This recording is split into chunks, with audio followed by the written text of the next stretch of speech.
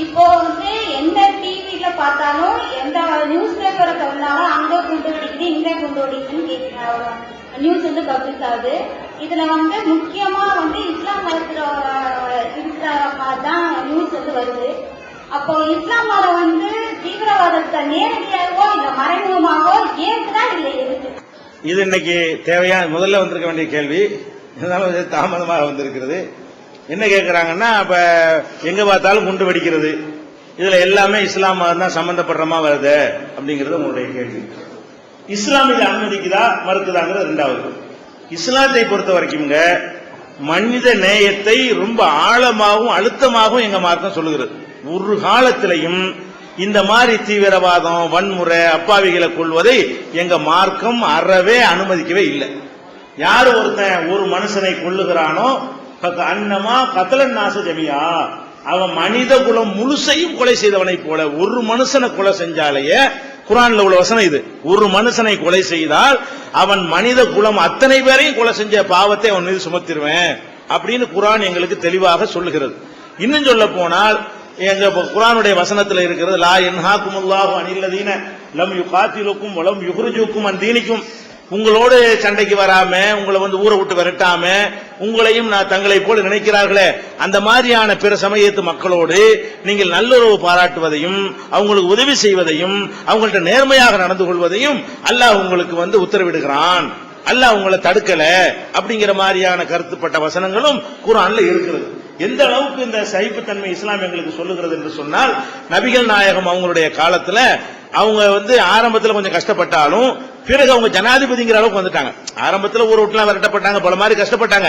கடைசி 5 வருடத்தை எடுத்துக்கொண்டீர்கள். அவங்க மரணிப்பதற்கு 5 வருடத்திற்கு முன்னால் அரபு உலகத்துக்கு அவங்க தான் பெரிய சக்கரவர்த்தி. அந்த மாதிரி ஒரு ராஜாங்கிற அந்தஸ்துல வந்தாங்க.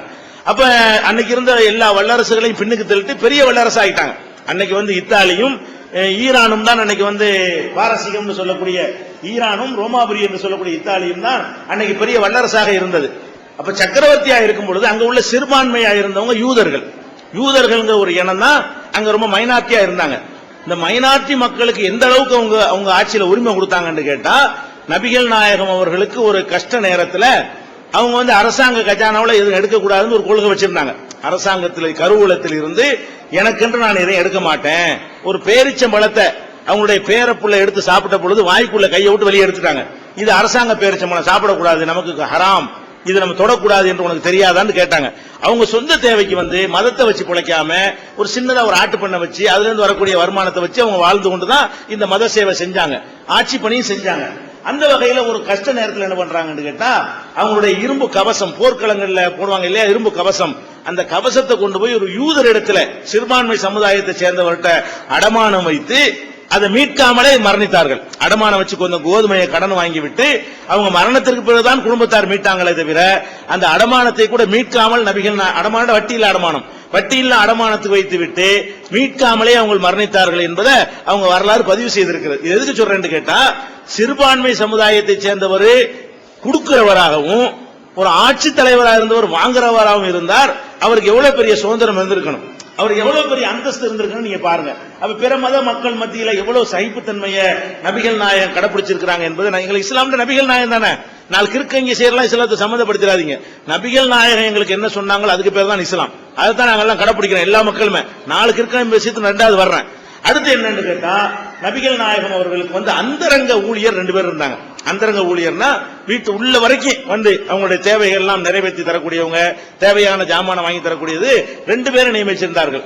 ஒருவர் அனஸ்ங்கிற பேர்ல ஒரு முஸ்லீம், இன்னொருத்தர் யூதர். யூதர்கள் நபிகள் நாயகத்துக்கு எதிராகவும் சிறுபான்மை சமுதாயமும் இருக்கிறாங்க.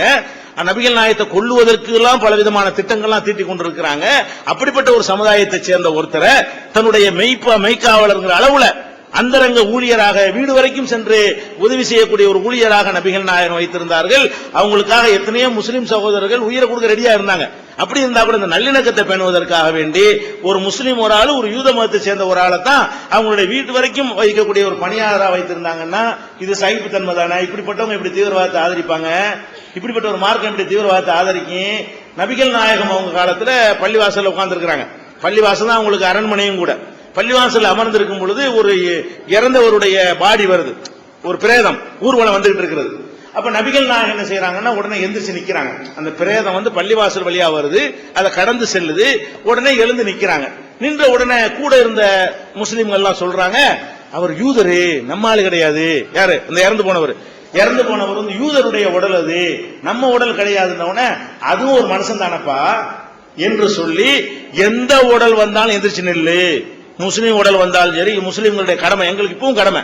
நாங்க உட்கார்ந்து இருக்கும் போது ஒரு இந்துடைய பாடி, ஒரு கிறிஸ்தவருடைய பாடி, ஒரு தலித்து பாடி, எந்த ஒரு மனிதன்கிற பேர்ல யாரா இருந்தாலும் சரி, அவருடைய உடல் எங்களை கடந்து சென்றால், கடந்து சென்று முடிக்கிற வரைக்கும் நாங்க எந்திரிச்சு நிக்கணும். இப்ப இது என்ன உங்களுக்கு இப்படிப்பட்ட ஒரு ஆளா அடுத்தவங்களை கொள்ளுங்க பாரு, அடுத்தவங்களை தாக்குங்கன்னு சொல்லுவாரு. ஒரு காலம் இஸ்லாத்தில் இதுக்கு அனுமதியே கிடையாது. அதே நேரத்தில் ஒரு விஷயத்தை எதனால இது வருதுன்னு கேட்டா, ஒரு விஷயத்தை வந்து தப்பா புரிஞ்சுக்கிட்டதுனால வருது. என்ன தப்பா புரிஞ்சுக்கிட்டாங்க? நபிகள் நாயகம் ஆன்மீக தலைவரா மாத்திரம் இல்லாம அரசியல் தலைவராகவும் ஜனாதிபதியாகவும் இருக்கிறாங்க. ஜனாதிபதிங்கிற முறையில அவங்களை எதிர்த்து யாராவது போருக்கு வந்தாங்கன்னு சொன்னா அவங்க காப்பாத்தணுமா இல்லையா? இந்தியாவுக்கு எதிராக பாகிஸ்தான் போர் செய்ய வந்தா மன்மோகன் சிங் என்ன செய்வாரு? வாஜ்பாய் பிரதமர் இருந்தா என்ன செய்வாரு? சண்டைக்கு தான் போகணும். போர்ந்து வரும் பொழுது நாட்டு மக்களை காப்பாற்றணும் என்பதற்காக யுத்தம் செய்யணுமா இல்லையா? ஜனாதிபதி என்ற முறையில நபிகள் நாயகம் அவர்கள் பல போர்களை சந்தித்தார்கள். எல்லாமே பெரும்பாலான போர் வந்து அவங்க எல்லையில வலிய சண்டைக்கு வரும்போது செஞ்ச போரா தான் இருக்கும். அப்ப சண்டைக்கு வரக்கூடிய நேரத்தில் பெண்களை காப்பாற்றணும், குழந்தைகளை காப்பாற்றணும், அப்பாவி மக்களை காப்பாற்றணும்னா அதுக்கு தான் அந்த பொறுப்பை மக்கள் சுமத்தி இருக்கிறார்கள் என்று சொன்னால், நாட்டு தலைவர் என்ற முறையில் நபிகள் நாயகம் யுத்தம் செய்தார்களே தவிர எதுக்கு செய்யல? உள்நாட்டிலே முஸ்லீம் அல்லாத மக்கள் அவங்களோட யுத்தம் செய்தா இருந்தாங்க. யாரோட சண்டைக்கு போறாங்க? நாட்டை அழிக்கிறதுக்காக படைதிரட்டி வந்தான்னா உள்ள விட்டா நான் வேற மாதிரி போயிடுறேன், நாடு காணா போயிருங்கிறதுக்காக வேண்டி யுத்தம் செய்திருக்கிறார்கள். இந்த யுத்தத்தை வைத்துக் கொண்டுதான் யுத்தம் செய்யணும், யுத்தம் சண்டைக்கு வர்றவனோட சண்டை, ஒரு நாடு யுத்தம் செய்யணும். இப்படி புரிஞ்சுக்கிறாம சில பேர் என்ன செய்யறாங்க, வேற மாதிரி புரிந்து கொண்டு இஸ்லாத்துல ஜிஹாதுன்னு இருக்கிறது. ஜிஹாதுனா என்ன? ஒரு இஸ்லாமிய அரசாங்கம் அவங்களை எதிர்த்து வரக்கூடியவர்களை நோக்கி போர் செய்யணும், இதுதான் ஜிஹாதுங்கிறது. ஒரு தனி நபர் செஞ்சு கொள்வதோ, நீங்க 10 பேர் நான் 10 பேர் சேர்ந்துக்கிட்டு செய்வதோ அதுக்கு பேர் ஜிஹாது கிடையாது. இது மாதிரி இஸ்லாம் மட்டுமா செய்தது? எல்லாரும் செய்தார்கள். ஏன் மகாபாரதமே யுத்தம் தானே? அது மகாபாரதத்தில் நடந்த யுத்தம் இல்லையா? கிருஷ்ணருக்கு நடந்த யுத்தம் இல்லையா? பஞ்ச பாண்டவர்களுக்கு கௌரவர்களுக்கு நடந்த யுத்தமா இல்லையா? அது போர் தானே, தர்ம யுத்தம்னு சொல்றோம் இல்லையா? அந்த மாதிரிதான் போருங்கிற வகையில சில காரியங்கள் வந்து எல்லாருமே செய்திருக்கிறார்கள். இயேசுவே இருக்கிறாரு, ஒரு கண்ணத்தை அரைஞ்சா ஒரு கண்ணத்தை கொடுன்னு சொன்னவர் என்ன செய்யறாரு? நான் அவர் பட்டயத்தை தூக்குறதுக்கு வந்திருக்கிறேன்னு சொல்றாரு. பட்டயம்னா வாழு எந்ததுக்கு தான் வந்திருக்கிறேன் அப்படின்னு அவர் சொல்ல, அந்த மாதிரி நேரத்தில் அவரும் சொல்லியிருக்கிறாரு. அப்போ ஒரு கவர்மெண்ட் அமையக்கூடிய நேரத்தில், அரசாங்கம் அமையக்கூடிய நேரத்தில் அதை பாதுகாப்பதற்காக நபிகள் நாயகம் அந்த ஆயுதங்களை தூக்கி படை திரட்டி போருக்கு போனார்கள். இது எல்லா நாட்டுக்கும் கடமை, இது முஸ்லிமுக்கு மட்டும் கடமை இல்ல. எந்த அரசாங்கமா இருந்தாலும் அவங்களை எதிர்த்து வரக்கூடியவங்களை நோக்கி போர் செய்ய, தற்காப்பு யுத்தமும் செய்யலாம். ஓவரா சேட்டை பண்ணிட்டு இருந்தா எதிர்த்து கூட போய் என்ன செய்யலாம், சண்டை செய்யலாம். அது தப்பு இல்லை. அது நடந்திருக்கு நபிகள் நாயகம் வாழ்க்கையில ஜனாதிபதிங்கிற முறையில. அந்த மாதிரி இப்பவும் என்ன நாங்க சொல்றோம், இப்பவும் ஜிஹாதுங்கிறது உண்டு இஸ்லாத்துல. என்ன உண்டு? ஒரு அரசாங்கம் அமைந்திருக்கும் பொழுது, அது ஒரு நிர்வாகம் செய்து கொண்டிருக்கும் பொழுது, அதை கைப்பற்றுறதுக்கு இன்னொரு நாட்டில இருந்து படை விரட்டி வந்தால் அதை எதிர்த்து நீங்கள் போர் செய்வது உங்களுடைய கடமை. இது முஸ்லிமும் கடமை. அதனால வெள்ளக்காரன் இந்த நாட்டை ஆட்சி பண்ண வந்த பொழுது நாங்கெல்லாம் இறங்கி அவனுக்கு எதிராக போர் செஞ்சோம். அவன் இன்னொரு நாட்டில இருந்து படை விரட்டி எங்க நாட்டை பிடிக்க வந்திருக்கிறான், அதுக்காக வேண்டி செய்யறது. அந்த மாதிரி ஒண்ணுதான் இருக்கே தவிர, அப்பாவி மக்களை கொள்றது, பஸ் ஸ்டாண்ட்ல கொண்டு வைக்கிறது, ரயில்ல கொண்டு வைக்கிறது, சினிமா கொட்டையில கொண்டு வைக்கிறது, பள்ளிவாசல கொண்டு வைக்கிறது, கோயில்ல கொண்டு வைக்கிறது, இதை எங்க மார்க்கம் ஒரு காலத்தை அனுமதிக்கவில்லை. போர்க்களத்தில் கூட நபிகள் நாயகம் என்ன சொன்னார்கள் கேட்டா, போர்ல வந்து முதியவர்களை கொள்ளாதீங்க, முடிஞ்சளவுக்கு உசுரோட பிடிக்க பாருங்க. போர்க்களத்துக்கு பெண்களே வந்திருந்தாலும் பெண்களை கொள்ளாதீங்க, உயிரோட கைது பண்ண பார்க்கணுமே தவிர பெண்கள் களத்துல வந்தா கூட கொள்ளாதீங்க, மதகுருமார்களை கொள்ளாதீங்க, சொத்துக்களை சேதப்படுத்தாதீங்க, மரஞ்செடிகளை வெட்டாதீங்க, கட்டடங்களை அழிக்காதீங்க. அப்ப போர்கள் நடக்கும்போது அந்த காலத்துல நம்ம சங்க இலக்கியங்கள்லாம் புரட்டி பாத்தீங்கன்னு சொன்னா, ஒரு நாட்டை ஜெயிச்சவன என்ன செய்வாங்க, யானையை விட்டு குடி தண்ணீரை கலக்குவாங்க, பயிர் பச்சையெல்லாம் நாசமாக்குவாங்க, பெண்டு பிள்ளைகள் அள்ளிக்கிட்டு போய் என்ன செய்வாங்க, அனுபவிப்பாங்க பொருள் மாதிரி. இப்படித்தான் நம்ம சங்க இலக்கியங்கள்ல எல்லாம் படிச்சு பாத்தீங்கன்னா போர்களை பத்தி சொல்லப்பட்டிருக்கும். போருக்கு கூட புது நெறியை சொன்னவர் நபிகள் நாயகம். போர்னாலே கணக்கு தலையை சீவுறதான் போரு. அதுல கூட இவனை செய்வாது அவனை செய்வாதுன்னு யாராவது சொல்லுவாங்களா? அதையும் சொன்னவர் யாரு? நபிகள் நாயகம். அந்த மாதிரி ஒரு மார்க்கம் தான் எங்க இஸ்லாமிய மார்க்கம். எல்லாமே அன்பு, எல்லாமே அகிம்சை, எல்லாமே சகோதரத்துவம். அவங்க ஆளுகையின் கீழே தான் எல்லா மக்களும் நல்ல உரிமை பெற்று இருந்தார்கள் என்பதை நீங்கள் முதல்ல புரிந்து கொள்ள வேண்டும். இது மார்க்கத்தினுடைய நிலை. அப்ப அந்த குண்டுலாம் வெடிக்குது, அதெல்லாம் என்ன? தீவிரவாதம் நடக்குது, அதெல்லாம் என்னன்னு கேட்டா எல்லாமே எல்லாத்துலயும் இந்த மாதிரி 4 பேர் இருக்கிறான். முஸ்லீம் செஞ்சா மட்டும் முஸ்லீமோட சேர்த்து போட்டுறாங்க, வேற ஒண்ணும் கிடையாது. எல்லா சமுதாயத்திலையும் இதெல்லாம் விரும்பாத மக்கள் 99% இருக்கிற மாதிரி இப்படி செய்யணுங்கிற 1% கிறுக்கன் இருக்கிறான். முஸ்லீம்லயும் கிறுக்கன் இருக்கிறான், இந்துக்கள்லயும் இருக்கிறான், கிறிஸ்தவர்லயும் இருக்கிறான். எல்லாத்துலயும் என்ன செய்யறான், இந்த மாதிரி ஒரு புரியாம வெறி பிடிச்சு போய் என்ன செய்யறன்னு தெரியாம அவனுக்கு தெரிஞ்ச வழிமுறையில் இருந்தா செய்யணும்னு 4 பேர் இல்ல, நாங்க மறுக்க இயலாது. ஆனால் நீங்க எடுத்து பாத்தீங்கன்னு சொன்னா உலகத்துல உள்ள எல்லா நாட்டிலையும் இது நடக்கும் பொழுது, எல்லா மதத்துக்காரர்களும் செய்யும் பொழுது, மற்றவர்கள் முஸ்லிம்களோட அதிகமாக செய்யும் பொழுது கூட மேற்கத்திய நாகரிகம் என்ன செய்யுதுன்னு கேட்டா பத்திரிகைகளை கையில வைத்துக் கொண்டு முஸ்லிம்களை சொல்லும் பொழுது மாத்திரம் மதத்தோட சம்பந்தப்படுத்துதுங்க, வேற ஒண்ணும் கிடையாது. மதத்துக்காக அவன் செய்யல. நான் கேட்கிறேன், மதத்துக்காக செஞ்சா பாகிஸ்தான்ல தீவிர குண்டு வெடிக்குதுங்க. குண்டு வெடிச்சா சாவுறது யாரு? பாகிஸ்தான்ல வெடிச்சா யாரு சாவான்னு கேட்கிறேன். முஸ்லீம் தானே சாவுவான். பாகிஸ்தான்ல இந்துக்களை சாவ போறீங்க? அப்ப பாகிஸ்தான்ல குண்டு வைக்கிறான், பாகிஸ்தான்ல சாவுறாங்கன்னா வைக்கிறவனு முஸ்லீமு, சாவுறவனு முஸ்லீம். அப்ப மதத்துக்காக அவன் செய்யறான். மதத்துக்கு செஞ்சா முஸ்லீமை விட்டுல செய்வான். அவன் பொது இடத்துல ஒண்ணே வைக்கிறான். அந்த பொது இடத்துல யாரு இருப்பா? சினிமா கோட்டையில பாகிஸ்தான்ல வச்சா கூட பாகிஸ்தான்ல சினிமா பார்த்துட்டு முஸ்லீம் தான் பார்த்துட்டு இருந்திருப்பான். பார்க்ல வச்சா என்ன, பூங்காவில வச்சா என்ன, ரயில்ல வச்சா என்ன, இதுல வச்சா என்ன? அப்ப நம்ம என்ன வழங்கணும்? இவன் மதத்துக்கு செய்யல, வேற என்னமோ ஒண்ணு செய்யறாங்க. அவங்க ஏதோ ஒரு தங்களை அடையாளம் காட்டிக் கொள்வதற்கு பெருமைக்காக வேண்டி ஒரு ஒரு மக்கள் தன்னை பார்த்து பயப்படுங்கிறதுக்காக வேண்டி இந்த கட்ட பஞ்சாயத்து பண்ணுவான் தாதாக்கள்லாம், அது மாதிரியான ஒரு அடிப்படையில் 4 பேர் செய்யறானே தவிர இது மதத்துக்கு சம்பந்தம் இல்லைன்றது இதை வச்சு நீங்க விளங்கிக் கொள்ள வேண்டும். அடுத்து என்னன்னு கேட்டா, இது வருவதற்கு காரணம் உதாரணமா எடுத்துக்கொண்டால், இப்ப விடுதலை புலிகள் இலங்கையில போர் செய்யறாங்க. அவங்க முஸ்லீமா? முஸ்லீம் இல்லையில. பிரபாகரன் இருக்காருல, அந்த மதத்துக்காரங்க, அது ஒரு மதத்தை யாராவது சொன்னாங்களா? அது விடுதலை புலின்னு சொல்லுவாங்களே தவிர அவங்களுடைய மதத்தை சேர்த்து சொல்லவே மாட்டேங்கிறாங்க. விடுதலை புலி தீவிரவாதி சொல்றாங்க. அதே மாதிரி அஸ்ஸாம்ல தீவிரவாதிகள், போடோ தீவிரவாதிகள் இருக்கிறாங்க, நாகாவுல தீவிரவாதி இருக்காங்க, மேகாலயாவுல தீவிரவாதிகள் இருக்காங்க, பீகார்ல நக்சலைட் இருக்கிறாங்க, ஆந்திராவில் நக்சலைட் இருக்கிறாங்க. இவங்க எல்லாம் தாக்குறாங்க. இதே மாதிரி போலீஸ்காரங்களை கொள்றாங்க, பொதுமக்களை கொள்றாங்க, நிறைய சேதங்களை ஏற்படுத்துறாங்க, ரயில்ல கொண்டு வைக்கிறாங்க. அவங்களை எல்லாம் மதத்தோட சொன்னாங்களா? குண்டு வெடிச்சது பல ஊர்ல, அஸ்ஸாம்ல வச்சது முஸ்லீமா, மேகாலயாவில் வச்ச முஸ்லீமா, நாகாலாந்துல உள்ள வச்சது முஸ்லீமா, பீகார்ல வச்சு நிறைய பேர் டெய்லி கொள்றான அதெல்லாம் முஸ்லீமா? அப்ப அதை செய்யறவங்க வேற மதத்துக்காரங்களா இருந்தாங்கன்னா அவங்கள மதத்தோட சேர்க்க மாட்டேங்கிறாங்க. அதுக்கு அஸ்ஸாம் தீவிரவாதி தான் பேர், அதுக்கு நாகா தீவிரவாதி, அதுக்கு மேகா தீவிரவாதின்னு பேர் வைக்கிறாங்க. முஸ்லீம் எங்கனையாவது எடுத்தா பண்ணாண்டு வைங்க, அவனுக்கு பேர் மட்டும் என்ன தீவிரவாதின்னு சொல்லிட்டு போங்களேன். ஏதோ ஒரு இயக்கத்து பேரை சொல்லிட்டு போக வேண்டிய ஏன் முஸ்லீம் படி சேர்க்கணும், ஜாயின் பண்ணணும்? இந்த மேற்கத்திய உலகம் முஸ்லிம்களுக்கு எதிரான அவதூறை பரப்புவதற்காக முஸ்லீம் தீவிரவாதின்னு சொல்லி சொல்லி நம்ம நாட்டில் உள்ள மீடியாக்கள் அதையே வாந்தி எடுத்து அந்த கருத்தை என்ன பதிவு செஞ்சுட்டாங்க. ஒரு சின்ன உதாரணம் உங்களுக்கு சொல்றேன் பாருங்க. ஜூனியர் வடன்னு பத்திரிகை குறிப்பிற்காக சொல்லல, எந்த அளவுக்கு இது ஊறி போயிருக்குங்கிறதுக்காக நான் சொல்ல வர்றேன். இந்த தேனி உத்தமபாளையம் பகுதி கேரளா பார்டர், அங்க ரேஷன் அரிசியை ஒரு ஆள் அப்துல் காதர் ஒரு ஆள் கடத்துறாருங்க. அதுக்கு முஸ்லீம் தீவிரவாதி அப்துல் காதர் ரேஷன் அரிசியை கடத்தினாராம். இதுல ரேஷன் அரிசி கடத்துல என்ன தீவிரவாதம் இருக்குது? அவங்க உள்ளுக்குள்ளே ஊறி போய் இருக்கிற வாசம் என்னன்னு கேட்டா முஸ்லீம் தான் நினைச்சிருந்தேன், முஸ்லீம் தீவிரவாதின்னு போட்டுருணும். அதே மாதிரி நீங்க பேப்பர்காரங்க எல்லாம் எடுத்து பாத்தீங்கன்னு சொன்னா முஸ்லீம் சம்பந்தப்பட்ட ஒரு விஷயம் மாட்டிக்கொண்டால் பேரோட போடுவாங்க, முஸ்லீம் அல்லாதவர்கள் பேர் போட்டா சிலர்னு போடுவாங்க. சிலர் தாக்கினார்கள், சிலர் தாக்கிட்டு ஓடிவிட்டார்கள், சிலர் அடித்தார்கள். அடிச்சவனுக்கு ஒரு மதம் இருக்காதா? அந்த மதம் உங்களுக்கு தெரியாதா? அதே நீங்க சொல்ல மாட்டேங்கிறாங்க. அதே மாதிரி இன்னொரு பேப்பர்ல பார்த்தேன், குடிசைக்கு தீ வைப்பு உள்ள ஏதாவது பள்ளிவாசலுக்கு தீ வச்சது எப்படி பேப்பர்ல போடுறான்? குடிசைக்கு தீ வைப்பு, போலீசார் வலை வீச்சுன்னு உள்ள போய் படிச்சு பார்த்தா முஸ்லிம்கள் தொழுகை நடத்தக்கூடிய அப்படின்னு போட்டு உள்ள கொண்டு வந்திருக்கான். தலைவர் கொடுக்குறான் குடிசைக்கு தீ வைப்பு. அப்ப என்ன மேட்டர் நீங்க பாக்கணும்? முஸ்லீம் மேல போடுவதற்காக வேண்டி இந்த மாதிரி ஒரு திட்டமிட்டு மீடியாக்கள்லாம் செஞ்சதுனால முஸ்லீம் உங்களுக்கு வந்துருச்சுங்க. அவ்வளவு வேணாம். இந்த மதுரை மீனாட்சி அம்மன் கோயிலுக்கு வெடிகுண்டு மிரட்டல் வந்துச்சு. வந்தோன்னு என்ன பண்ணாங்க பேப்பர்காரங்க எல்லாம்? முஸ்லீம் தான்ல, கடைசியில் மிரட்டல் கடிதம் எழுதுன யாரு? முஸ்லீமா? ஆனா பரப்பிட்டாங்க. பரப்புனது பரவி வச்சு மீனாட்சி அம்மன் கோயிலுக்கு பலத்தை பாதுகாப்புன்னு பாக்குற இந்துக்களுக்கு என்ன தெரியும்? இந்த பாவிகள் இந்த மாதிரி பண்றாங்க, கோயிலுக்கு கூட போக விட மாட்டேங்கிறாங்களே அப்படின்னு எங்களை பத்தி உங்கள்ட்ட கருத்தை விதைச்சு போடுறாங்க. ஒரு மாசத்துக்கு பிறகு 15 நாளைக்கு பிறகு யாருன்னு கண்டுபிடிக்கிறாங்க, அது முருகங்கிற ஒரு ஆள் பண்ணிவிட்டாரு. அவர் கோயில சம்பளம் கொடுக்கலையா, கோயில உள்ள ஊழியரா, அந்த கோபத்துல ஒரு பண்ணிட்டு, அந்த கோபத்தை நாங்க கிடைச்சோம். அந்த கோபத்துக்கு என்ன முஸ்லீம் இப்ராஹிம் இஸ்மாயில் போட்டு விட்டுறாங்க. அப்ப இதுல என்ன ஆகுது? முதல்ல வர்றது நல்லா பதிஞ்சு போயிடுது. இல்லன்னு வருது பாருங்க, அது பதிவ மாட்டேங்குது. முதல்ல பப்ளிஷ் பண்ணி விட்டுறாங்க, பிறகு இல்லன்னு வரும் பாருங்களேன், அது ஜனாதிபதிக்கு கடிதம் எழுதின வரணும் போட்டு விட்டு முஸ்லீம் தீவிரவாதிகளை அடிப்படைவாதிகளை போலீஸ் தேடுகிறது அப்படின்னு சொல்லி போடுறாங்க. அப்புறம் பார்த்து அதுவும் வேற தான் இருக்குது.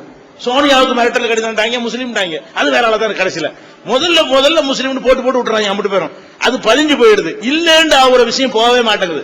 அதனால எல்லாத்துலயும் நாலு கிறுக்கம் இருக்கிற மாதிரி எங்களையும் நாலு கிறுக்கம் இருக்க மாட்டான்னு நாங்க சொல்ல மாட்டோம். இருக்கான் எங்களையும் நாலு கிறுக்கம் இருக்கா, அந்த மாதிரி செய்யறோமே இல்ல, நாங்க அப்படி பர்ஃபெக்ட்னு சொல்ல மாட்டோம். நாங்க சமுதாயத்தை வெறுக்கிறோம், நாலு கிறுக்கம் சேர்த்தான் செய்யறான், நாங்க அவனை ஆதரிக்கிறது இல்ல, அங்கீகரிக்கிறது இல்ல, அவனை உதவி செய்யறது இல்ல, அது நாங்க தெளிவா இருக்கிறோம். இந்த மேலூர்ல ஒரு ஆள் எடுத்து காட்ட முடியுமா அவர் செஞ்சாண்டு? எங்கேயும் காஷ்மீர்ல ஒருத்தன் செய்யறாங்க, மேலூர்ல ஒரு முஸ்லீம் எல்லாம் அந்த மாதிரி பாக்குறீங்க. இவன் அடைக்கலம் கொடுத்தானா, அவன் சோறு போட்டானா, இவன் உணவு கொடுத்தானா, அவன் தயாரிச்சானா, அவனுக்கு ஆதரவா கூட்டம் போட்டானா, பிரச்சாரம் பண்ணானா, அவனுடைய வழக்கு நடத்தினானா, ஜெயில போய் பார்த்தானா, அப்படி நாலு கிறுக்க இருப்பான். அவனை தனிமைப்படுத்தணுமே தவிர ஒட்டுமொத்த முஸ்லீம்களை எங்களுக்கு வீட்டுக்கு வாடகை தர மாட்டேங்கிறாங்க, வேலைக்கு ஆள் சேர்க்க மாட்டேங்கிறாங்க, பாய் சேர்க்கூடாது குண்டு வச்சிருப்பான் என்கிற அளவுக்கு முஸ்லீம்னா குண்டு என்கிற அளவுக்கு பிணைஞ்சிட்டாங்க, ஆக்கிவிட்டாங்க. இது ஒரு மேட்டருங்க. அடுத்து இன்னொரு முக்கியமான விஷயம் என்னன்னு கேட்டா, இந்த கருத்து பரவுவதற்கு காரணம், இப்ப நம்ம நாட்டுல வெள்ளக்காரன் ஆக்கிரமிச்சான்ல, நம்ம ஏத்து போராடணும்ல, இந்த மாதிரி என்ன செய்யறாங்கன்னா அந்த வெள்ளை ஏகாதிபத்தியம் இருக்கு பாருங்களேன், அவங்களுடைய பழக்கம் என்னடா, இந்த நாட்டை ஆக்கிரமிச்சுட்டே இருக்கணும். முதல்ல இங்கிலாந்துக்காரன் பண்ணா, இப்ப அமெரிக்காக்காரன் பண்றான். முதல்ல இங்கிலாந்துக்காரன் உலகத்தை ஆக்கிரமிச்சிருந்தான்ல, அதுவும் வெள்ளை ஏகாதிபத்தியம் தான். இப்ப அமெரிக்காவும் வெள்ளை ஏகாதிபத்தியம். என்ன பண்றான், உலக நாடுகள்லாம் தனக்குள்ள கொண்டு வரணும்னு சொல்லி ஈராக்ல போய் இறங்கி பிடிச்சு வச்சிருக்கான், ஆப்கானிஸ்தான்ல போய் இறங்கி பிடிச்சிருக்கான். அது ஒசாமான்னு பொய்ய சொல்லிக்கிட்டான். ஒசாமாக்காக பிடிச்சாவன், ஒசாமா உண்டாக்குனவன யாரு? இந்த மாதிரி இந்த ஜிஹாது இந்த பேர்ல இந்த மாதிரியான சித்தாந்தத்தை உண்டாக்குனது யார்? அமெரிக்கான்னு உங்களுக்கு தெரியுமா? ஒசாமாவை தயாரிச்சது யாருன்னு கேட்டேன். Osama bin Laden. இந்த ஒசாமாங்கிற ஆள் யாரு? அவர் ஒரு கட்டிட கான்ட்ராக்டர் இன்ஜினியர். அவர் ஒரு பெரிய பில்டிங் கட்டி கொடுக்கக்கூடிய ஒரு வேலையை தொழிலை செய்து கொண்டிருந்தவர். அந்த காலகட்டத்தில் ஆப்கானிஸ்தான்ல ரஷ்யாக்காரன் ஆப்கானிஸ்தான் பிடிச்சுக்கிட்டான். ரஷ்யா பக்கத்தில் இருந்ததுனால அப்போ ரஷ்யா ஒரு வல்லரசு, அமெரிக்கா ஒரு வல்லரசு, ரெண்டு வல்லரசு. இப்ப அமெரிக்கா மட்டும் வல்லரசு ஆயிருச்சு. அப்ப ரஷ்யா வல்லரசுக்கு என்ன செஞ்சிருச்சு, ஆப்கானிஸ்தான கைப்பற்றின உடனே அமெரிக்காவுக்கு இது பெரிய மூக்குடைப்பா இருக்குது. இன்னொரு நாட்டை போய் கைப்பற்றிக்கிட்டாங்க, நம்ம வல்லரசு இருக்கும்போது ஏதாவது பண்ணணுமே அப்படிங்கறக்க என்ன பண்றான்னு கேட்டா, ஒசாமா பின் லாடனை கூப்பிட்டு அவனுக்கு மூலச்செலவை செஞ்சு அவனுக்கு கோடானு டாலர்களை கொடுத்து, ஆயுதங்களை கொடுத்து, பீரங்கிகளை கொடுத்து, தோல்ல இருந்து வைத்துக் கொண்டு சுடக்கூடிய லாஞ்சர்களை, ராக்கெட் லாஞ்சர்களை கொடுத்து, ஏவுகணைகளை கொடுத்து, பலவிதமான பணங்களையும் கொடுத்து, நீ போய் ரஷ்யா விரட்டு, இவங்க மார்க்க இஸ்லாத்தினுடைய கடமைன்னு சொல்லி அமெரிக்காவுடைய சிஐஏ அவனை தயார் பண்ணி அவன் தான் அனுப்புறான் ஆப்கானிஸ்தானுக்கு. இவங்க கொடுத்த ஆயுதத்தை வச்சுக்கிட்டு அங்க நஜீபுல்லான்னு ஒரு பொம்மை அரசாங்கத்தை வச்சிருந்தாங்க. நஜீபுல்லான்னு பேரு, ஆண்டது பூரா ரஷ்யா தான். அப்ப எல்லாத்தையும் விரட்டி அடிச்சு ரஷ்ய ராணுவத்துக்கு பதிலடி கொடுத்து ரஷ்யா ஓட அதுலதான் அமெரிக்கா மட்டும் வல்லரசு ஆகுது. அமெரிக்கா மட்டும் வல்லரசு ஆகுறதுக்கு இவங்க உதவுனாங்க. ரஷ்யா ஒண்ணுமில்ல நான் காட்டினாங்க. அப்ப ரஷ்யாவை விரட்டி அடிச்ச பிறகு அந்த ஜனாதிபதியா இருந்த நஜீபுல்லாங்கிற ஒரு புடிச்சு பட்ட பகல்ல பொட்டல் வெளியில நினைஞ்சாங்க, தூக்குல போட்டாங்க நஜீபுல்லாவை, இதான் உனக்கு எதின்னு சொல்லி. அப்ப இந்த ஆப்கான்ல இந்த முஜாஹிது, ஜிஹாது, தாலிபான் எல்லாத்தையும் உண்டாக்குனது யாருன்னு கேட்டா அமெரிக்காக்காரன் ரஷ்யாவை அழிப்பதற்காக எங்கள்ல உள்ள விவரம் தெரிய அவனை பிடிச்சி அவனுக்கு இஸ்லாமிய ஜிஹாதுன்னு சொல்லி மூலச்செலவை செஞ்சு அவனுக்கு எல்லா உதவியும் செஞ்சு அவன் தான் அதை உருவாக்குனான். அதனால ஒசாமாவுக்கு அமெரிக்காவுக்கு எந்த பகையும் கிடையாது. ஆனால் அமெரிக்காவுடைய தொழில் என்ன, குலத்தொழில் என்ன, சண்டை உண்டாக்கி ஆயுதம் விற்கிறது. ஆயுதங்களை அவன் ஆயுதத்தை உலகத்துக்கு காட்டணும், அப்பதான் ஆயுதம் நல்ல விற்பனை ஆகும். என்ன மாதிரி குண்டு வச்சுக்கலாம் தெரியுமா? லேசர் குண்டு பாத்தியா, கொத்து குண்டு பாத்தியா, அந்த குண்டு பாத்தியான்னு சொல்லிட்டு பலவிதமான குண்டுகளை டெஸ்ட் பண்ணி பாக்குறதுக்கு இந்த குரங்கு தவளையை வச்சு மெடிக்கல்ல டெஸ்ட் பண்ணுவாங்கல்ல, அந்த மாதிரி இவங்களுக்கு கிடைச்சதுனால அப்பாவி மக்களுடைய உயிர் என்ன செய்வான், பொட்டுன்னு கொண்டு போடுவான். அவனுடைய புத்தி, அமெரிக்காவோட புத்தி என்ன, ஜப்பானுடைய அரசாங்கம் ராணுவம் சரணடைஞ்ச பிறகுதானே குண்டை போட்டான். ஜப்பான் உலக யுத்தத்துல அவன் சரணடைஞ்சு மன்னிப்பு கேட்ட பிறகு அங்க போய் ஹிரோஷிமாவிலே நாகசாகில அணுகுண்டு போட்டானா இல்லையா? செஞ்சு அணுகுண்ட டெஸ்ட் பண்ணி பார்க்கணும். அவனுக்கு சரணடைகிறானா அதெல்லாம் முக்கியம் கிடையாது. நம்மள்ட்ட எப்படிப்பட்ட வெப்பன்ஸ் இருக்குங்கிறது உலகம் தெரிஞ்சுக்கணுங்கிறதுக்காக வேண்டி ரெண்டு நாட்டிலையும் போட்டு லட்சக்கணக்கான மக்களை காலி பண்ணானா இல்ல, ரெண்டு நகரத்திலையும் போட்டு இவனுடைய தொழில் அந்த மாதிரி என்ன பண்றான்னு கேட்டா, ஆப்கானிஸ்தான்ல போய் உள்ள இறங்கி உசாமாண்டு காரணத்தை வச்சுக்கிட்டு அங்க ஒரு பொம்மை அரசாங்கத்தை வைக்கிறான், ஈராக்ல ஒரு பொம்மை அரசாங்கத்தை வைக்கிறான். அப்ப தங்கள் நாட்டை ஆக்கிரமித்தால் எதிர்த்து போராடுவாங்களா இல்லையா? ஆக்கிரமிச்சது பூரா முஸ்லீம் நாடா இருக்கனால எதிர்த்து போராடுறோம், அவ்வளவுதான். நம்ம நாட்டை ஆக்கிரமிச்சா நம்ம தான் போராடுவோம். அமெரிக்காக்காரன் இந்தியாவை ஆக்கிரமிச்சா நீங்க என்ன பண்ணிருப்பீங்க? எல்லாரும் சேர்ந்து தான் போராட்டம். அது இந்து போராட்டம் ஆயிருமா? அது சுதந்திர போராட்டம். அப்ப அதே மாதிரி ஆப்கான்ல நடப்பதும் ஈராக்ல நடக்கிறதும் சுதந்திர போராட்டம். நீ ஏன்டா எங்க நாட்டுக்குள்ள வர்ற? எங்க நாட்டு நாங்க தீர்மானிப்போம், இன்னொரு நாட்டுக்காரன் எங்க நாட்டுக்குள்ள இதுக்கு வர்ற அப்படிங்கிறதுக்கு தான் அமெரிக்காவை அடிக்கிறாங்க. அமெரிக்காவுக்கு சப்போர்ட்டா இருக்கிறவன் அடிக்கிறானே தவிர அதை ஆதரிக்கிறதுக்கு சொல்லல. அவன் இஸ்லாத்துக்காக செய்யறான், இஸ்லாத்துக்கு செய்யல. இன்னொரு நாட்டுக்காரன் எப்படி எங்க நாட்டுக்குள்ள வர்றேங்கிறதுக்காக செய்யறான். இது எல்லா மனுஷத்தை உள்ள இயற்கையான உணர்வுகள். அப்ப அந்த அடிப்படையில் இந்த தீவிரவாதம் என்பதற்கு முஸ்லீம் கலர் வர்றது காரணம் தான். அதை தவிர இந்த குண்டு வெடிப்பு விஷயத்துக்கு இந்தியாவில் நடந்து வர்றேன். 40 இடத்துல குண்டு வெடிச்சிருக்கு, நல்லா விளங்கிருங்க. இந்தியாவில் இப்ப சமீப காலத்தில் 5 ஆண்டுகள்ல 40 இடத்துல குண்டு வெடிச்சிருக்கு. குண்டு வெடிச்ச உடனே முஸ்லீம் போட்டு விட்டுருவான். ஆனா 38 குண்டு வெடிப்பு அன்னைக்கு போட்டான பேப்பர் அவ்வளவுதான், இன்னும் புலனாய்வே செய்யப்படல. கோயமுத்தூர் குண்டு வெடிப்பு ஒண்ணு, அது கலவரம் நடந்தாலும் பதிலடி அவங்க செஞ்சாங்க, அது உண்மை நடந்தது. மும்பையில அந்த பால் தாக்கர கலவரம் 93 கலவரம் இருக்கு, அதுக்கு பிறகு நடந்த குண்டு வெடிப்பு ஒண்ணு. இந்த 2 தவிர மீதி உள்ளது எல்லாமே முஸ்லீம் பேப்பர்ல அன்னைக்கு போடுவான், 2 பேரை பிடிப்பான், சாயந்தரம் அனுப்பி விட்டுறான் போங்கடாண்டு. ஆனா மக்கள்கிட்ட 15 பேர் என்னது முஸ்லீம் தான் வச்சாண்டு. இன்னைக்கு வரைக்கும் அந்த முஸ்லீம் மேல போடப்படல. இப்ப என்ன ஆயிருச்சு, அந்த மாலேகான் குண்டு வெடிப்புக்கு பிறகு அது குண்டு வெடிச்சது யாரு, அவர் ராணுவ அதிகாரியே ஆர்டெக் சப்ளை பண்ணி இருக்கிறாரு, ஒரு சாமியார் அது குழந்தையா இருந்திருக்கிறாங்க. அந்த மாதிரி பிடிச்ச உடனே எல்லாமே இவர்கள் தான் வைத்திருக்கிறார்கள். கிட்டத்தட்ட 18 பள்ளிவாசல் 13 பள்ளிவாசல்கள் குண்டு வைக்கப்பட்டிருக்குங்க. பள்ளிவாசல் முஸ்லீம் வைப்பான எங்க பள்ளிவாசல போய். அப்ப அதெல்லாம் யாருங்கிறத இப்ப கண்டுபிடித்து கொண்டு வரும்போது சிபிஐ இப்ப கையில் எடுத்திருக்கு எல்லாத்தையுமே. 4 குண்டு வெடிப்பு, அதே மாதிரி அந்த தியேட்டர்ல உள்ள குண்டு வெடிப்பு, மாலேகான்ல உள்ள 2 குண்டு வெடிப்பு, பெங்களூர் எல்லாம் இப்ப சிபிஐக்கு போக போகுது. இப்ப என்னன்னு கேட்டா முஸ்லீம் மேல பழி போடுவதற்காக வேண்டி சில முஸ்லீம்களுக்கு எதிரான சில அமைப்புகள் வந்து என்ன செய்யறாங்க, இந்த குண்டு வெடிப்பு நிகழ்த்தி இருக்கிறார்கள் என்பதை உங்களுக்கு குண்டு வைத்தது யாருன்னு கையில ஒரு புஸ்தகம் தந்திருப்போம். அதுல முழு விவரத்தோட தேதி வாரியா எந்தெந்த குண்டுல யார் யார் இருக்கா, என்னென்ன ஆதாரம் கிடைத்திருக்கிறது என்பதை உங்க கையில தந்திருக்கிற அந்த புஸ்தகத்துல விவரமாக எழுதியிருக்கிறோம். இஸ்லாத்தை பொறுத்த வரைக்கும் நாங்க வந்து இன்னும் சொல்றேங்க, இந்த குண்டு வச்சாங்கல்ல இவங்களுக்காக வேண்டி நாங்க யாரா வக்கீல் வச்சோமா, நாங்க உங்களுக்கு சட்ட உதவி செஞ்சோமா? ஆனால் இந்த மாலேகான் குண்டு வெடிப்புல சம்பந்தப்பட்டவங்களை பால் தாக்கரே சொல்றாரு நான் உதவி செய்வேங்கிறாரு, உமா பாரதி சொல்றாங்க நான் உதவி செய்வேங்கிறாங்க, பாஜக சொல்லுது நாங்க சட்ட உதவி செய்யறோங்கிறாங்க. தீவிரவாதிய நாங்க ஆதரிப்போம், குண்டு வச்சாலும் ஆதரிப்போங்கிறாங்க அவங்க. நாங்க என்ன செய்யறோம், அவனுக்கு சட்ட உதவி கூட செய்ய மாட்டோங்கிற ஒதுங்கி நிக்கிறோம். பள்ளிவாசல் எல்லாம் கண்டிச்சு பேசுறோம், எங்க மக்கள்கிட்ட எல்லாம் நாங்க சொல்லிட்டு இருக்கிறோம். அப்படி இருந்து 4 பேர் செஞ்சிட்டு இருக்கிறோம். அப்ப இந்த மாதிரி எல்லாத்திலையும் 4 பேர் இருக்கான்னு நீங்க எடுத்துக்கொள்ளணுமே தவிர இதுக்கு சமுதாயத்தை வெறுக்காதீங்க. உங்களை வேணாம், இந்த மும்பையில இப்ப தாக்கு நடந்துச்சுல, பாகிஸ்தான்ல செஞ்சுட்டாங்க. அதுல செத்து போனதுல வந்து நாங்க 40% தெரியுமா உங்களுக்கு? அது தெரியுமா? நாங்க இருக்கிற சின்ன நம்பரு, நாங்க 10% இருக்கிறோம். 10% சாவணும். 100 பேர் செத்தா 10 பேர் தான் நாங்க இருக்கணும். அங்க 200 பேர்ல வந்து நாங்க 80 எப்படி இருக்கிறோம்? 200 பேர் செத்து இருக்கிறாங்க. அந்த தாஜ் ஹோட்டல்லையும், அந்த ரயில்வே நாரிமன்லையும், அந்த ரயில்வே ஸ்டேஷன் இருக்க சிவாஜி சத்ரபதி சிவாஜி டெர்மினல் இதுல எல்லாம் செத்தது மொத்தம் 200 பேரு. இந்த 200ல 80 பேர் முஸ்லீம். அப்ப என்ன முஸ்லீம் தீவிரவாதிங்க? நாங்க தானே சதவீதத்துக்கு மேல செத்துருக்கிறோம்.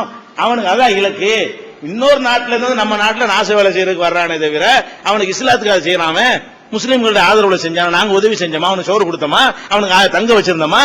அப்ப நம்ம என்ன நினைக்கணும், எவனோ நாளுக்கு இருக்காங்க இவங்க கையாளாகத்தானே எப்படி ஒரு நாட்டில இருந்து உலகம் கொண்டு வந்தாண்டு அதை கண்டுபிடிக்க வக்கு இல்லாம தூங்கிட்டு லஞ்சம் வாங்கிட்டு உள்ள விட்டுப்புட்டு அவன் தாக்க விட்டுப்புட்டு நீங்க கொதிச்சு எங்க மேல பழிபட்டா என்ன அர்த்தம்? நீங்க விழிப்பா இருக்கனே. நாடை காப்பாத்துறவங்க இந்த மாதிரி 4 சைத்தான் இருப்பான், 4 தீவிரவாதி இருப்பான், பயங்கரவாதி இருப்பான்னு ஒரு அரசாங்கம் வந்து இன்னும் கொஞ்சம் கேர்ஃபுல்லா இருந்திருக்கணும். பாராளுமன்றத்துக்கு தாக்கிட்டு போனாங்க, நாங்களா காரணம்?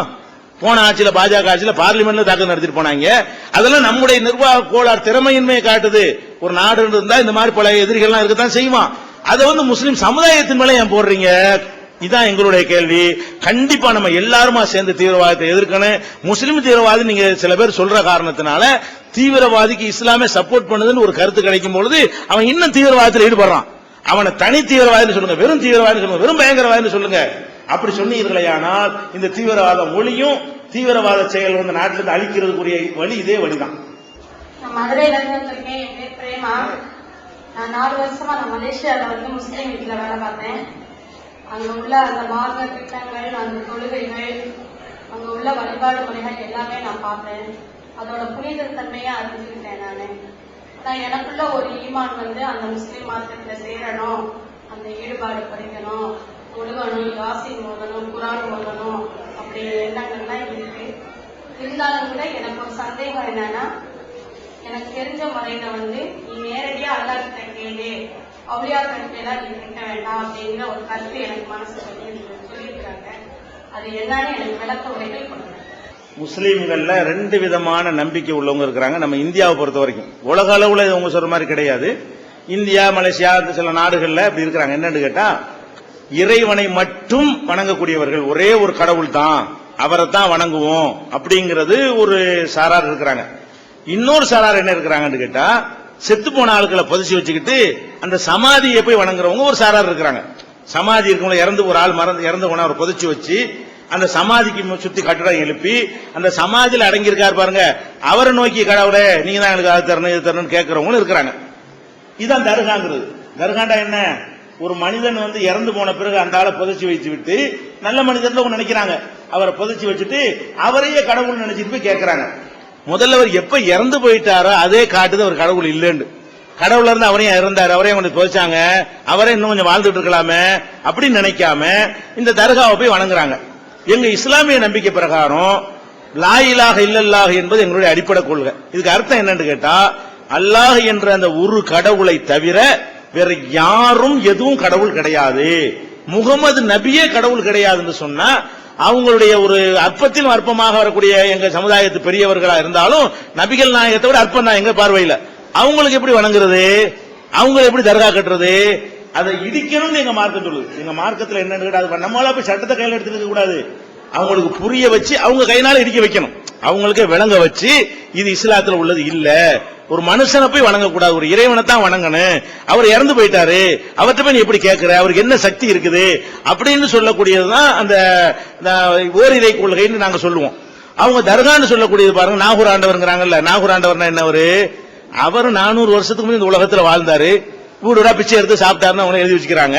சாப்பிட கூட உழைக்காம வீடுடா பிச்சை எடுத்து நெஞ்சாரு, சாப்பிட்டாரு, இறந்து போயிட்டான்னு இருக்குது. ஒரு பிச்சைக்காரரா தெரிஞ்சவர் போய் அடக்கம் பண்ணி வச்சுக்கிட்டு நான் ஒரு ஆண்டவரேங்கிறான். நீ பணத்தை தாங்க, அவருக்கே பணம் இல்லாம இருந்திருக்குது, பிள்ளைய தாங்க, அவருக்கு பிள்ளை இல்ல, அவரே பிள்ளை இல்லாம இறந்து போயிட்டாரு, அவர்கிட்ட போய் பிள்ளைய தாங்கிறான், அவர் பொண்டாட்டி கூட இல்ல. அப்ப அந்த மாதிரியான ஒரு நிலையில உள்ளவர்கிட்ட போய் கேட்கறீங்களா, இது நியாயமா? அதனால நீங்க என்ன கேளுங்க, அனைத்தையும் பார்த்து கொண்டு கேட்டுக்கொண்டு கண்காணித்துக் கொண்டு சூப்பர் பவர் ஒருத்தர் இருக்கிறான், அவனைத்தான் வணங்கணும், அவன்கிட்ட மட்டும்தான் கேட்கணும். தர்கா அவுலியாங்கிறதுலாம் கிடையாது. உங்களுக்கு நிறைய தமிழ் படிப்பீங்கல்ல, நிறைய விளங்குறதுக்காக வேண்டி தர்கா வழிபாடு அப்படின்னு ஒரு புஸ்தகம் போட்டிருக்கிறோம். அந்த புஸ்தகம் ஒண்ணு தருவாங்க, அதுல முழுசா என்னென்னலாம் அவங்க எடுத்து வைக்கிறாங்க, அம்புட்டுக்கு விளக்கத்தை போட்டு அங்க காரணம் விளங்குது, அற்புதம் விளங்குதும்பாங்க, எல்லாத்துக்கும் ஆன்சர் இருக்கிறது. அந்த புக்கு உங்களுக்கு முழுசா தெளிவுபடுத்தணும் தருவாங்க. இப்ப என்னோட ஃப்ரெண்டோட ஃப்ரெண்டு மேரேஜ் ஆயிருக்கு, அவர் முஸ்லீம், பெண்ணு இந்து, அந்த பெண்ணுக்கு நீங்க களிமா வந்தாலே மாத்திரத்தை சொல்லுவோம் அப்படின்னாங்க. அதனால படிச்சனால முஸ்லீமா மாறிட்டாங்க. அதனால அதாவது களிமாங்கிறதுக்கு அர்த்தம் சொல், வார்த்தை அப்படின்னு அர்த்தம், நேரடி அர்த்தம். நடைமுறையில் அர்த்தம் என்னன்னு கேட்டா, இஸ்லாத்தினுடைய ஒருவன் இஸ்லாத்தை ஏற்றுக்கொள்வதற்கு சொல்ல வேண்டிய உறுதிமொழி இருக்குதுல, அந்த உறுதிமொழிக்கு பேர் களிமா. அகராதியில அர்த்தம் வேற, நடைமுறையில் என்ன அர்த்தம்னு கேட்டா, நான் ஒருத்தன் இஸ்லாத்துல சேர்றேன்னு சொல்றான், அதுக்கு எந்த சடங்கு எங்க மார்க்கத்தில் கிடையாது. பூணூல் போடணும், அதுக்கு மஞ்சள் குளிப்பாட்டணும், அதுக்கு சில அப்படிலாம் ஒண்ணுமே கிடையாது. இஸ்லாத்தில் ஒருத்தர் வருவதாக இருந்தால் மனசார ஒரு கொள்கை ஏற்றுக்கொண்டு அதை வாயார சொல்லணும். அந்த சொல்லுக்கு பேர் தான் என்னது, களிமான்னு சொல்லுவாங்க. அது என்ன சொல்லுன்னு கேட்டா, ஒன்னு லா இலாஹ இல்லல்லாஹ், ஒன்னு முஹம்மது ரசூலுல்லாஹ், ஒன்னு. இதுக்கு என்ன அர்த்தம்? இந்த அகில உலகத்தையும் படைத்து பரிபாலிக்கிறவன் ஒரு இறைவனை தவிர, அல்லாஹ்வை தவிர வேறு யாரும் வணக்கத்துக்குரியவர் இல்லை. இதை நீங்க ஏத்துக்கணும். இதை ஏத்துக்கணும். ஒருத்தர் இஸ்லாத்துக்கு வர்றதா இருந்தா, நான் வேற யாரையும் வணங்க மாட்டேன், என்னைய விட உயர்வானதை நான் வணங்குவேனே தவிர எனக்கு சமம் என்று நினைக்கக்கூடியதை நான் வணங்க மாட்டேன், என்னை விட கீழே உள்ளதை நான் வணங்க மாட்டேன், எல்லா வகையிலும் என்னை விட மேல இருக்கணும். நான் பாக்குறேன், பார்க்காத நம்ம வணங்கலாமா? நானாச்சும் பாக்குறேன். நம்ம பார்க்காத வணங்குறோம், நம்ம பேசுறோம் ஆனால் பேசாத போய் வணங்குறோம், நம்ம கேட்கிறோம் கேட்காத போய் வணங்குறோம், நம்ம நடக்கிறோம் நடக்காத போய் வணங்குறோம், நம்ம பிடிக்கிறோம் பிடிக்காத போய் வணங்குறோம். அப்ப நம்மளை விட கீழே உள்ளதை நீங்க வணங்கிறாதீங்க. நீங்க வணங்குறதா இருந்தா உங்களுக்கு ஈக்குவலா இருக்கிற ஒரு மனுஷனை வணங்கிறாதீங்க. உங்களை விட எல்லா வகையிலும் மேலேண்டு ஒரு சூப்பர் பவர் நம்புறீங்கல்ல, அவனை மட்டும்தான் நான் வணங்குவேன். இந்த உறுதிமொழியை கொடுத்தா பாதி முஸ்லீம் ஆயிடுறார். இரண்டாவது முஸ்லீம் மந்திரம் என்னன்னு கேட்டா, முகமது நபி இறைவனுடைய தூதர், அவர் சொந்தமா சொல்லல, அவர் கொண்டு வந்த அந்த மெசேஜ் கடவுள் மெசேஜ் தான். குர்ஆன் தந்தம்ல, ஏன்னா அதுக்கு அறிவியல் பூர்வமா நான் உங்களோட ஆதாரமா சொல்லிட்டேன். முகமது கொண்டு வந்த அந்த மெசேஜ் வந்து கடவுள் மெசேஜ் தான், அவர் கடவுளுடைய தூதர் தான், அவருக்கு முன்னாடி நிறைய தூதர்கள் வந்தாங்க, கடைசி தூதர் முகமது நபி அப்படிங்கிற பொருள்பட முகமது ரசூலுல்லா. இந்த ரெண்டுக்கும் சேர்த்த வார்த்தைக்கு பேர் தான் களிமாங்கிறது. இதை வந்து ஒருத்தர் விளங்காம வாயினால சொன்னா முஸ்லீம் ஆக மாட்டாரு, மனசுல விளங்கி சொல்லணும்.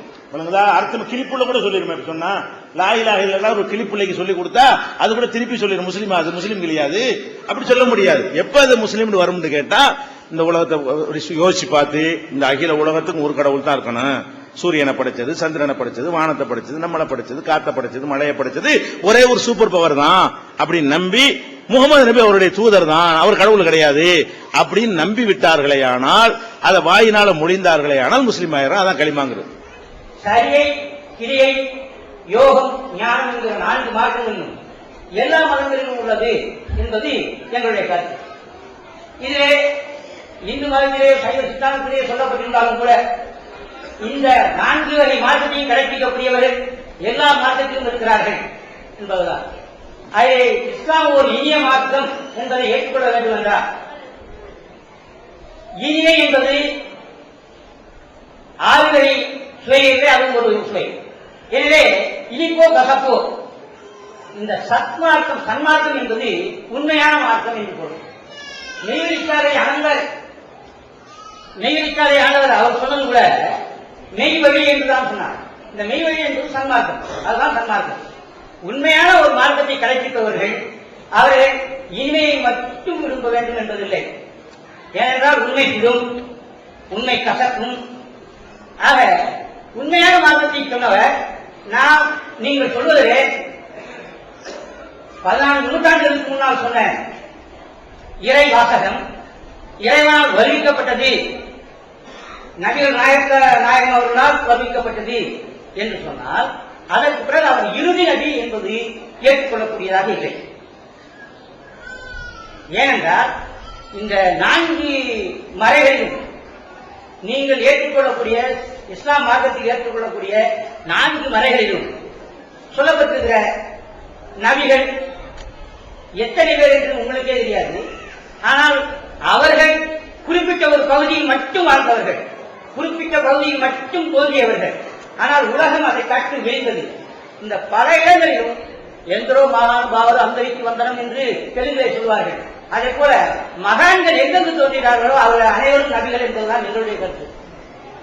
அந்த வகையிலே மார்க்கம் மார்க்கம் மது மாமிசம் மாது 3லே மாமிசத்தையும் மாதுவை பற்றியும் 2ஐயும் சொல்லிவிட்டீர்கள். பலதாரமான கருத்து சொல்லிவிட்டீர்கள். மாமிசம் என்பது வரையறுக்கப்பட்டது என்று சொல்லப்பட்டிருக்கிறது என்று சொல்லிவிட்டீர்கள். மதுவை பற்றி இஸ்லாம் மார்க்கம் என்ன சொல்கிறது? மது என்பதை ஏற்றுக்கொள்கிறதா என்பதை எனக்கு தெரிவு. அதாவது இஸ்லாம் மார்க்கத்துல மது அருந்த அனுமதி இருக்குதா அப்படிங்கிறது அவங்களுடைய கேள்வி. கேள்விக்கு முன்னாடி இன்னொரு கேள்வியும் வச்சுட்டாங்க. அது கேள்வியா இல்லாட்டாலும் ஒரு உரையில கருத்து பதிவாயிட்டதுனால அதையும் சொல்ல வேண்டிய அவசியம் ஏற்படுது. இப்ப நபிகள் நாயகத்தை கடைசி நபின்னு நீங்க சொல்றீங்க, லாஸ்ட் நபின்னு. ஏன் அப்படி சொல்றீங்க? நல்லது சொல்றவங்க காலமெல்லாம் இருக்கலாமே, அவர் ஏன் கடைசி நபின்னு சொல்றீங்க அப்படின்னு கேட்கிறாங்க. ஏன்னா உலகம் விரிந்தது, அவங்க ஒரு பகுதியில் வாழ்ந்திருக்கிறாங்க. முகமது நபி ஒரு ஏரியாவில் வாழ்ந்திருக்கிறாங்க. அந்த ஏரியா மக்களுக்கு அவங்க நல்லது கெட்டது சொல்லியிருப்பாங்க. அது உலகம் வரைக்கும் உள்ளதுன்னு சொல்வது வந்து கொஞ்சம் பொருத்தம் இல்லாம இருக்குது என்கிற கருத்தையும் பதிவு செஞ்சுட்டு அந்த மதுவை பத்தி என்ன சொல்லுன்னு கேட்கிறாங்க. அதாவது முதல்ல ஒரு தூதருக்கு பிறகு இன்னொரு தூதர் நபி வர வேண்டும் என்று சொன்னால் முதல்ல கொண்டு வந்த தூதருடைய போதனைகள் வந்து அழிஞ்சிருக்கணும், மாறி இருக்கணும். ஒரு தூதர் வர்றாரு, ஒரு இறை தூதர் வர்றாருன்னு வைங்க, அவர் வேதத்தை மாத்தி இருக்கணும், மறைச்சி இருக்கணும், அழிக்கப்பட்டிருக்கணும், மனித கருத்து சேர்ந்து இருக்கணும்னா தான் கடவுள்கிட்ட இன்னொரு தூதர் வர வேண்டிய தேவை ஏற்படும். முகமது நபியை பொறுத்த வரைக்கும் அவருக்கு என்ன கொடுக்கப்பட்டுச்சோ அது அப்படியே இருக்கிறது, அழிக்கப்படல. குர்ஆன் என்ற வேதம் கடவுள்கிட்ட இருந்து வந்த வார்த்தை அழிஞ்சு போயிட்டா தான், மனித கரங்கள் சேர்ந்தா தான் அப்படி செய்ய முடியும். பைபிள் இருக்குன்னு வைங்களேன், பைபிள்ல வந்து மனித கரங்கள் நிறைய சேர்ந்துச்சுன்னு அவங்களே ஒத்துக்கிறாங்க. புரோட்டஸ்டன்ட் பைபிள் வேற, கத்தோலிக்க பைபிள் வேற, அதுல நிறைய மேட்டர்கள் உள்ள இருக்கிறது. அது சம்பந்தம் இதுதான் பைபிள், இதுதான் பைபிள் ஒரு புக் ஒன்று எழுதியிருக்கிறோம், அது கொடுங்க உங்களுக்கு. அப்ப பைபிள் அப்படி இருக்கிறது. குர்ஆனை பொறுத்த வரைக்கும் அந்த மாதிரி நான் சொல்லிட்டேன், தாஸ்கன்ல பாதுகாக்கப்பட்டிருக்குத அந்த வேதமும் எங்க கையில இருக்கிறது ஒரே மாதிரியா இருக்கிறது. அப்ப வேற ஒரு வேதத்தை வாங்கி தர்றது கடவுள் வர தூதர் வர தேவையில்லை. இரண்டாவது, அதுல சொன்ன ஒரு விஷயம் இந்த காலத்துக்கு பொருந்தலன்னு இருந்தா நீ என்ன செய்யலாம், வேற ஒரு ஆள் வரணும்னு சொல்லலாம். குர்ஆன்ல உள்ள ஒரு விஷயத்தை எடுத்து இது இந்த அறிவியலுக்கு முரண் ஒன்னே ஒன்னு எடுத்து எந்த ஒரு மனுஷன் எழுத நூலா இருந்தாலும் 50 வருஷத்துக்கு தாங்காது. நான் இன்னைக்கு எழுதிட்டு போற ஒரு புஸ்தகத்தை 50 வருஷத்துக்கு பிந்தி வர்றோம் பாதியை தப்புன்றுவான். ஏன், நான் இன்னைக்கு இருக்கிற அறிவை கொண்டு தான் நான் எழுத முடியும், இன்றைய காலத்தில் உள்ள நடைமுறையை கொண்டு எழுத முடியும். இதுக்கு பிறகு உலகம் எவ்வளவு டெவலப் ஆயிரும், அப்ப நான் எழுதுன தப்பா போயிடும். இப்படி எந்த ஒரு மனிதன் எழுதுனதா இருந்தாலும் அதுல மாற்றங்கள் தேவைப்பட்டுட்டே இருக்கும். குர்ஆனை எடுத்து பார்த்து இதுல இந்த விஷயத்துல குர்ஆன் சயின்ஸுக்கு மாத்தமா சொல்லிருச்சு, அறிவியலுக்கு மாத்திரமா சொல்லிருச்சு, அல்லது குர்ஆன்ல சொல்லக்கூடிய இந்த சட்டம் ரொம்ப கேடு தரக்கூடியது அப்படின்னு சொன்னாலாவது இன்னொருத்தர் வரலாமேன்னு சொல்லலாம். நீங்க நவீன காலத்தில் வர்ற ஒரு பிரச்சனையை கொண்டு வந்தா கூட அதுக்கு குர்ஆன்ல தீர்வு இருக்குது, சரியான தீர்வு இருக்குங்கும் போது இன்னொரு இறை தூதருக்கு அவசியம் இல்லையே. குர்ஆன் இருக்கிறது, உலக மொழிகள்லாம் எட்டிருச்சு. நபிகள் நாயகம் அரபு நாட்டில் பிறந்தாலும் இன்னைக்கு உங்க கையில ஒவ்வொருத்தர்களையும் நாங்க தர்றோமே, அந்த அளவுக்கு பாதுகாக்கப்பட்டு எல்லாருக்கும் போய் சென்றடை மொழிபெயர்க்கப்பட்டு சென்றடைந்து விடுகிற காரணத்தினால் அதுக்கு பிறகு இறை தூதர் வரமாட்டாங்க என்பது எங்க இஸ்லாமிய நம்பிக்கை. அது ஒரு விஷயம். இப்ப டாபிக் வரும். மதுவை பொறுத்த வரைக்கும் இஸ்லாம் கடுமையான ஒரு போக்கில இருக்கிறது. எந்த அளவுக்கு சொல்லுதுன்னு கேட்டா, நீங்கள் முகமதே மதுபானத்தை பற்றி உம்மிடத்தில் கேட்கிறார்கள், அதிலே சில நன்மைகளும் இருக்கின்றன தீமைகளும் இருக்கின்றன. குர்ஆன் சொல்லுது. குர்ஆனுடைய வாசகம் என்னன்னு கேட்டா, அதுல நன்மையும் இருக்கிறது, ஓ மனாஃபியுல் இன்னாஸ், அதுல மனிதர்களுக்கு நன்மை. குடிக்கிறாட்ட கேட்டா அவங்க சொல்லுவாங்க, ஏன்பா குடிக்கிற, உடம்புல அசதியா இருக்குல்ல, குடிச்சவனு போயிடுது, வழியெல்லாம் போயிடுதும்பாங்க, அது ஒரு நன்மை. கவலையை மறக்கிறோம்ல, அது ஒரு நன்மை. சில கிராமங்கள்ல குடிக்கிற கல்லு குடிக்கிறவங்க சத்துன்னு சொல்லிட்டு கூட குடிப்பாங்க, உடலுக்கு நல்ல ஆரோக்கிய பணங்கள்ல குடிச்சா என்ன செய்யும், அப்படி இளமை திரும்பும் என்ற மாதிரிலாம் ஒரு கருத்துக்கள்லாம் மக்கள்கிட்ட இருக்கிறது, இருக்கவும் செய்யலாம். குர்ஆன் என்ன சொல்லுதுன்னு கேட்டா, அதுல சில நன்மைகளும் இருக்கின்றன, சில தீமைகளும் இருக்கின்றன. சொல்லிவிட்டு நன்மைகளை விட தீமைகள் அதிகம். நீங்கள் மதுபானம் அருந்தினீர்களே ஆனால் அதுல சில நன்மைகள் ஒன்று ரெண்டு இப்படி சொன்னா கூட அதையெல்லாம் கடந்து தீமை அதிகம். ஒரு மனிதன் எதை கொண்டு மனிதனா இருக்கான், பகுத்தறிவை கொண்டு, அதையே இது காலி பண்ணிடுது. பகுத்தறிவு இல்லாம தண்ணி அடிச்சவன அவன் பேசுற அவனுக்கே தெரியாது. அவன் பேசுறத வீடியோ கேஸ் ரெக்கார்டு பண்ணி அடுத்த நாள் போட்டு காட்டினு அவனே வைக்கப்படுவான். அவன் என்னென்னலாம் குடிச்சிட்டு பேசினானோ அதை ரெக்கார்ட் பண்ணி வச்சுட்டு அவன் தெரிஞ்சவன போட்டு காட்டணும் வைங்களேன், அவனை வெக்கி தலை குனிற அளவுக்கு அந்த வாசகங்களும் அந்த பேச்சுகளும் இருக்குமா இல்லையா? நாகரிகமா வெள்ள ட்ரெஸ் அணிஞ்சிட்டு போறான், போகும்போது தண்ணி அடிக்க போகும்போது அடிச்சுட்டு வரும்போது சட்டையை கிழிச்சிட்டு என்ன செய்யறான், சாக்கடையில் விழுந்து கிடக்கிறான். அப்ப இதெல்லாம் எவ்வளவு பெரிய ஒரு கேடு. அதாவது வாழ்க்கை துணைன்னு பொண்டாட்டியை கல்யாணம் பண்றான், சந்தோஷமா இருக்கிறதுக்கு பதிலா இருந்துச்சு போதையில போட்டு அடிக்கிறான், வீண் மம்புக்கு போறான். அப்ப இந்த மாதிரி எல்லாம் இருக்கிற காட்சி நம்ம கண்ணால பாக்குறோம். அப்ப குர்ஆன் என்ன சொல்லுதுன்னு கேட்டா, அதுல நன்மை இருக்கிறது தீமை இருக்கிறதுன்னு சொல்லுவாங்க. இஸ்லாமியன் என்ன பண்ணணும்னு கேட்டா, எடை போடணும். ஒரு காரியத்துல சில நன்மைகளும் பல தீமைகளும் இருந்தால் அந்த தீமைகளை கவனத்தில் கொண்டு அடியோடு அதை நிறுத்திக் கொள்ளுங்கள், ஒழிச்சிருங்க என்று இஸ்லாம் எங்களுக்கு சொல்லுகிறது. அதை கண்டிப்பா நாங்கள் தவிர்த்துக் கொள்ள வேண்டும். மதுபானத்தை மட்டுமில்ல, நபிகள் நாயகம் எங்களுக்கு சொன்னார்கள், குல்லு முஸ்கிரின் வ முஃப்திரின் ஹராம், மனிதனுக்கு கேடு செய்யும் எதுவானாலும் அது ஹராம். பீடி குடிக்கிறது கூட எங்களுக்கு ஹராம் தான், விற்க கூட கூடாது, நாங்க சிகரெட் குடிக்க கூடாது, பொடி போடக்கூடாது, வெத்தலை பாக்கு போடுறது இருக்குல்ல அதுல போயில சேர்த்து போடக்கூடாது, பாக்குனால கேடுன்னு நிரூபிக்கப்பட்டு அதை கூட போடக்கூடாது. எதெல்லாம் அறிவியல் பூர்வமாக கெடுதி என்று நிரூபணமாக இருக்கிறதோ அந்த எல்லா விதமான வஸ்துக்கள்ல இருந்தும் ஒரு முஸ்லிம் விலகி இருக்கணும். கேடு தனக்கு கேடு தருவதை ஒருத்தர் செய்யவே கூடாது. குர்ஆனுடைய முதல் கட்டளை என்ன, கூ அம்புசக்கும், உங்களை நீங்கள் பாதுகாத்துக் கொள்ளுங்கள். குர்ஆன் மனிதனுக்கு சொல்ற முதல் கட்டளை என்ன, நீ உலகத்தை அப்புறம் காப்பாத்திக்கலாம், உன்னைய காப்பாத்துப்ப. நீ என்ன தொண்டு செய்ய போயிட்டு இருக்க, நீ தண்ணி அடிச்சு உன்னைய அழிக்கிறிய, நீ புகைப்பிடித்து உன்னைய அழிச்சுக்கிறியப்பா, உன்னைய காப்பாத்து அப்படிங்கிற இஸ்லாத்தினுடைய போதனையா இருக்கிறதுனால மதுவை முற்றிலுமாக 100% நம்ம ஒழிக்க வேண்டும். அதை விற்கவோ வாங்கவோ கூடாது. எந்த அளவுக்கு என்றால், நபிகள் நாயகம் இந்த மதுபானத்தை தடை செய்யற நேரத்துல அந்த மதுபானத்துக்குன்னு சில பாத்திரங்கள் வச்சிருப்பாங்க, இந்த குடுக்க சுரை குடுவை, இப்ப கூட வித்தியாசமான கிளாஸ் இருக்கு பாத்தீங்களா, மதுபானத்துக்கு ஒயின் கிளாஸ் விற்கிறாங்க பாருங்க. இந்த மாதிரி பாத்திரம் வச்சுக்கிறவங்க கூட உடைச்சு போட்டுருங்கன்ட்டாங்க. யாவும் வருமா? அந்த அளவுக்கு இந்த மதுபானத்தை நபிகள் நாயகங்களை வெறுக்க சொல்லி இருக்கிறாங்க. ஒரு முஸ்லிம் மதுபானத்தை அருந்தக்கூடாது, எல்லா மக்களும் மதுபானம் அருந்தக்கூடாது என்று முஸ்லிம் போதனை செய்யணும். உங்களுக்கு நாங்க சொல்லணும், நாங்களும் குடிக்க கூடாது, மற்ற மக்களுக்கு நாங்க சொல்லணும், மது அருந்தாது, எக்காரணம் உங்க அருந்தாது, உங்களுக்கு கேடுதான், உங்களுக்கு நன்மையே தராது என்பதை விலைக்கு சொல்லக்கூடிய கடமை எங்களுக்கு இருக்கிறது. மதுவுல இஸ்லாத்தில் எந்த காம்ப்ரமைஸும் கிடையாது. 8வது கிலோமீட்டர் கீழவளம் கிராமம் இருக்கு, அங்கே சக்கரத்தை அழியாக்கம் செய்து ஒரு பள்ளிவாசல் கரெக்டா இருக்கு, ஒரு மலைக்குள்ள இயற்கையா உருவான மலை, அந்த குடம்புக்குள்ள அவர் இருந்தார். அவருக்கு ஒரு இறைவனுடைய தூதங்க ஆனா அவருடைய கோட்டையை சர்க்கார் மூலமா காந்தியின் ஒரு பேராளர் அழிக்கப்பட்டுச்சு. ஆனா அந்த தூதன் இருக்காதா இல்லையா அப்படிங்கிறதுக்கான எத்தனை பள்ளிவாசல் போய் அவரை பற்றி சொல்லியிருக்கு. இந்த பள்ளிவாசலுக்கு இவ்வளவு ஒரு அவலநிலை வந்திருக்கு, இதை உண்மையால கேட்டு மீட்டிங் கொடுக்க முடியாது அப்படின்னு சொல்லி கேட்டுருக்கேன். எங்க இந்துக்கள் தெய்வத்தில கூட இங்கிருந்து பொள்ளாச்சி ஒரு தெய்வம் இருக்கு, ரொம்ப துடியான தெய்வம்னு சொன்னாங்க. அங்கோட போய் இதுக்காகவே போட்டேன் நான். ஆனா அங்கேயும் ஒரு ரிசல்ட் கிடைக்கல. நீங்க 50 வருஷம் சொல்லி இன்னைக்கு ஆண்டவன் இருக்கான்னு சொல்றீங்க, நான் ரொம்பவும் வெட்கப்படுறேன். எனக்கு இதுக்கு தக்க பதில் வேணும், மனித நேயத்தோட எனக்கு வேணும், அவ்வளவுதான். அது என்ன கேட்கிறான்னு என்ன சொல்றாருன்னு கேட்டா, ஒரு தர்கா இருந்தா இடிச்சு விட்டாங்க, கடவுள்னு ஒருத்தர் இருந்தா அதை இடிக்க விடாம தடுத்திருக்கணும்ல, ஒரு மகான் இருந்தாரா இல்லையா அப்படிங்கிறது அவங்களுடைய கேள்வி. இதுல வந்து ஃபர்ஸ்ட் விஷயம் என்னன்னு கேட்டா, நான் ஏற்கனவே சொன்னபடி தர்காவுக்கு இஸ்லாத்துல அனுமதியே கிடையாது. ஒரு மகானா இருந்தா கூட அவரை போய் வழிபடுவதற்கு கட்டடம் கட்டுறதை எங்க மார்க்க அனுமதிக்கவே இல்லை. எங்க மார்க்க சட்டப்படி மனிதர்களை கும்பிடக்கூடாது. மகான்கான்ல நீங்களா நினைக்கிறீங்க, ஒரு மகான் எப்படி வேஷம் போட்டுக்கணும், நான் உங்களை மகான் ஏமாத்தலாம்ல. என்ன நீங்க மகான் நினைக்கிற மாதிரி ஒரு ட்ரெஸ் போட்டா நீ மகான்பீங்க, ஒரு பச்சை ட்ரெஸ் போட்டா மகான்றுவீங்க, பெரிய தாடியை வச்சா மகான்றுவீங்க. அப்ப நான் உள்ளத்துல சைத்தானா இருக்கலாமே.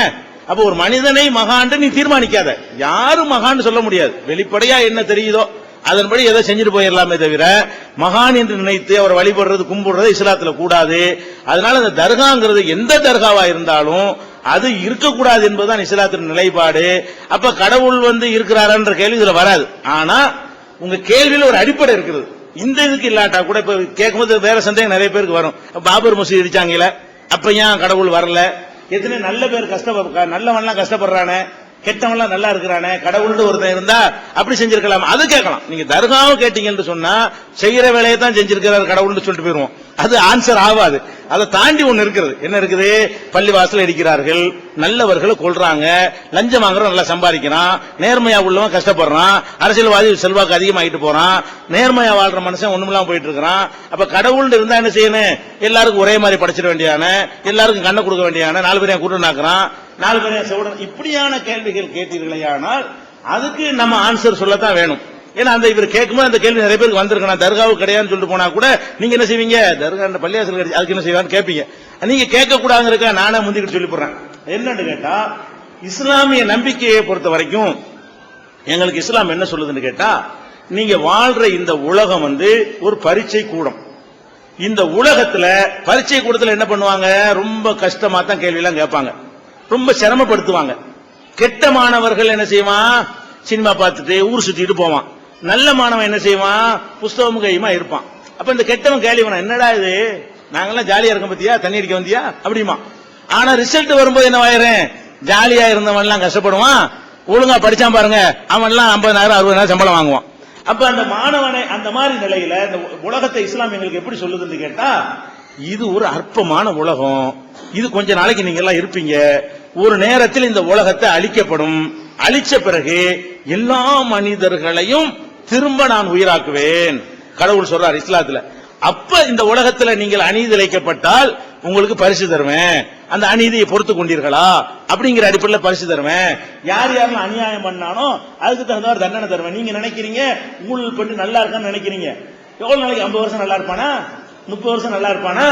அப்புறமேல ஒரு விசாரணை பண்ற நியாய தீர்ப்பு நாள் என்று ஒன்று உண்டு, அன்னைக்கு அதுக்கு சேர்த்து நான் பனிஷ்மெண்ட் கொடுப்பேன்னு சொல்லும் பொழுது இறைவனுடைய நியாயம் வந்து கரெக்ட் ஆயிடுது. இந்த உலகத்துல வந்து அதுதான் நல்லவன்லாம் கஷ்டப்படுறாங்க. நபிகள் நாயகம் சொன்னாங்க, உலகத்திலேயே அதிகமாக கஷ்டத்தை பட்டவர்கள் இறை தூதர்கள் தான். நபிகள் நாயகம் பட்ட கஷ்டத்தை யார் பட்டாண்ட?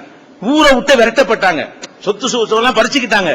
மரணிக்கிற நேரத்தில் வந்து கோவேர் கழுதையும் ஒரு உடை, ஒரு டிரெஸ், ஒரு நிலமும் சில ஆடுகளும் வேற ஒன்றும் அவங்கள்ட்ட இருக்கல. இந்த அளவுக்கு வறுமையில வாழ்ந்தாங்க. ஒரு நாள் சாப்பிட்டா ஒரு நாள் சாப்பிட மாட்டாங்க. 3 நாள் தொடர்ந்து நபிகள் நாயகத்தினுடைய வீட்டுல வந்து அடுப்பு எரியல. அப்ப இஸ்லாத்தை பொறுத்த வரைக்கும் எங்களுக்கு என்ன சொல்லுதுன்னு கேட்டா, நீ நல்லவனா இஸ்லாத்துக்கு வந்தால் பணக்காரன் ஆகலாம், இஸ்லாம் அப்படி சொல்லல. இஸ்லாத்துக்கு வந்தா உன் நோயெல்லாம் தீந்துரும் அப்படியான வாக்குறுதி இஸ்லாம் கொடுக்கவே இல்லை. இஸ்லாத்துக்கு வந்தா பின்னாடி இப்படி சந்தோஷமா இருப்பீங்க அப்படிலாம் இஸ்லாம் சொல்லல. இஸ்லாத்துக்கு வந்தா புள்ள இல்லையா, இஸ்லாத்துக்கு புள்ள வந்துடும் அப்படிலாம் இஸ்லாம் சொல்ல கிடையாது. ஒவ்வொரு மனிதனுக்கு என்னென்ன கொடுக்க வேண்டும் என்று இருக்கிறதோ அதை கடவுள் கொடுத்துடுறாரு. ஆனால் நீ அதை சகித்துக் கொள்ள வேண்டும். பணத்தை கொடுத்து ஒருத்தர் சோதிப்பாரு, எடுத்து ஒருத்தர் சோதிப்பார். ரெண்டுமே சகித்துக் கொள்ள வேண்டிய விஷயம் தான். பணம் இருந்தோன்னு ஒரு ஆட்டம் போடுறான், அதுவும் டெஸ்ட் தான். பணம் இல்லாட்டி இவன் எவ்வளவு தடம் போடுறான், அது ஒரு டெஸ்ட் தான். சில பேர் கொடுத்து சோதிப்பாரு, சில பேருக்கு எடுத்து சோதிப்பாரு. அதனால இஸ்லாம் வாக்குறுதி எப்படி செய்யல உங்களுக்கு? நீ நல்லவன், இஸ்லாத்துக்கு வந்தாலும் எல்லாம் நல்லா இருப்பீங்கன்னா நாங்க தான் உலகத்தை கட்டி ஆளனு, நாங்க தான் எல்லா பக்கம் அடி வாங்கிட்டு இருக்கிறோம். எங்க மார்க் அப்படி எங்களுக்கு சொல்லவே இல்லை. நாங்க எவ்வளவு கஷ்டப்பட்டாலும் நாங்க நேர்மையா இருக்கணும். நாங்க லஞ்சம் வாங்காம ஒழுங்கா வியாபாரம் பண்ணா எங்க வாழ்க்கையை நடத்துவதற்கு கஷ்டம்னு வருதா, அதை சகித்துக் கொண்டு வாழணும். இதற்கான கூலி அங்க கிடைக்கும், இன்னொரு உலகத்தில் கிடைக்கும் என்றுதான் எங்களுக்கு இஸ்லாமுடைய பேசிக். அப்படி நம்பும் பொழுது இந்த உலகத்தில் எல்லாரும் நல்லவனா வாழ்ற முயற்சி பண்ணுவாங்க. நம்ம அநியாயம் பண்ற நல்லா இருக்கானே விரக்தி அடைய மாட்டாங்க. அந்த அடிப்படையில தான் பள்ளிவாசலை இடிச்சு இடிக்கலாம், உன்னையே இடிக்கலாம், உன்னையே கொள்ளலாம். நீ இஸ்லாமிய பள்ளிவாசலை யாராலும் இடிக்க முடியாது என்று இஸ்லாம் சேலஞ்ச் பண்ணல. இடிக்கிறவன் யாரு லிஸ்ட் போட்டு வச்சிருப்பேன், உதவி செய்யறவன் யாரும் லிஸ்ட் போட்டு வச்சிருப்பேன், அதுக்குரிய பனிஷ்மெண்ட் நான் கொடுத்துக்கிறேன். நீ ஒன்னால எந்த முயற்சி நீ பண்ணு, காப்பாற்றுற முயற்சி நீ பண்ணு, அது பாடுபட வேண்டிய முயற்சியை நீ பண்ணு. அப்படிதான் இஸ்லாம் எங்களுக்கு சொல்வதே தவிர பள்ளிவாசல் இடிக்க ஒரு மேலூர்ல பள்ளிவாசல் இடிச்சு விட்டவன ஒரு இடிச்சு விட்டான்னு வைங்க, இஸ்லாம பொய்ன்ற கூடாது. அப்படி நாங்க சொன்னா தான் நீங்க சொல்லணும். இஸ்லாம் என்ன செய்யல, பள்ளிவாசலை இடிச்சாலும் இடிப்பான், இடிக்க முடியும், அந்த கேரண்டி எல்லாம் தரல. ஹஜ்ஜிக்கு போயுமே சாவத்தான் செய்வான். ஹஜ்ஜிக்கு புனித ஹஜ்ஜிக்கு போனார்கள் செத்து விட்டார்கள், அது யார்கிட்ட சொல்லலாம்? வேற ஆட்கள்கிட்ட சொல்லலாம், இஸ்லாத்துல சொல்ல இயலாது. நாங்களே சொல்றோம். அதை நீ ஹஜ்ஜிக்கு போகும்போதும் சாவலாம், பள்ளி வாசலும் இடிக்கப்படலாம், நீ நல்லவனா இருந்தாலும் கொல்லப்படலாம். உலகத்துக்கு இந்த மார்க்கம் உத்தரவாதம் உனக்கு தரல, பொய் வாக்குறுதி கொடுக்கல, உங்களை ஏமாத்தல. அதான் யதார்த்தமும் கூட கண்ணுக்கு முன்னாடி தெரியுது. கெட்டவங்க நல்லா இருக்கிறது, நல்லவங்க கெட்டதா இருக்கிறது நம்ம கண்ணு முன்னாடி பாக்குறோம். அந்த உண்மைக்கு மாற்றமாக இஸ்லாம் ஒரு வார்த்தையும் பேச கிடையாது.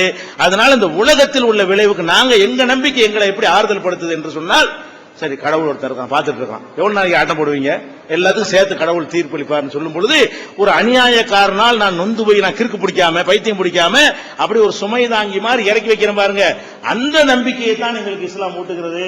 அதனால நீங்க இப்படி முடிவுக்கு வந்துடாதீங்க. பள்ளிவாசல் இடிச்சவன இஸ்லாம் பொய்ன்னு நினைச்சிடாதீங்க. நான் பேசிட்டு இருக்கிறேன், என்னை போகும்போது கொண்டு விட்டாங்க, கெட்ட மார்க் உண்டு, அதை கொண்டு விட்டாங்க சொல்ல முடியுமா? நீ கொண்டுட்டனால நான் சொன்ன கெட்டதா போயிருமா? ஒரு மனுஷனை கொல்றதுனால அவன் சொன்னது கெட்டதாயிராது, ஒரு மனுஷன் செத்து போயிட்டனால அவன் சொன்னது கெட்டதாயிராது, ஒரு பள்ளிவாசல் இடிச்சதுனால அந்த இடிச்சவங்க நல்லவங்க ஆயிர மாட்டாங்க. அது நல்லது கெட்டது அதை கொண்டு தீர்மானிக்க, இன்னொருத்தவங்க தீர்மானிக்க கூடாது. திருடுற நல்லதானே அது நல்லதான்னு பாருங்க, திருடி நல்லா இருக்கான்னு பார்க்க கூடாது, திருடி வசதியா இருக்கான்னு பார்க்க கூடாது. லஞ்சம் வாங்குறது நல்லதா? நல்லதுதான், ஏன் இந்த பணக்காரன் போயிட்டான்ல அப்படி சொல்லக்கூடாது. லஞ்சம் வாங்குறது நல்ல செயலை மட்டும் பாருங்க, எந்த ஒரு செயலையும் அதை கொண்டு எடை போட்டு பாருங்க அப்படின்னு இஸ்லாம் சொல்றதுனால அது தர்காவுக்கு பதிலாக அது பள்ளிவாசலை இடித்திருந்தால் கூட இறைவன் இல்லைன்னு ஆகாது. நீங்க தர்காவை கேட்டீங்க, நான் பள்ளிவாசல் வச்சு இடிச்சிருந்தால் கூட அதனால கடவுள் இல்லைன்னு ஆகிறாரு. கடவுள் அந்த கேரண்டி எங்களுக்கு தரல, எங்களுக்கு பரீட்சைன்னு தான் சொல்றாரு, டெஸ்ட் தான் சொல்றாரு. அந்த சோதனை கூடத்தில் நாங்கெல்லாம் உட்கார்ந்து இருக்கிறோம். அதனால பலவிதமான பரீட்சை வைப்பாங்க.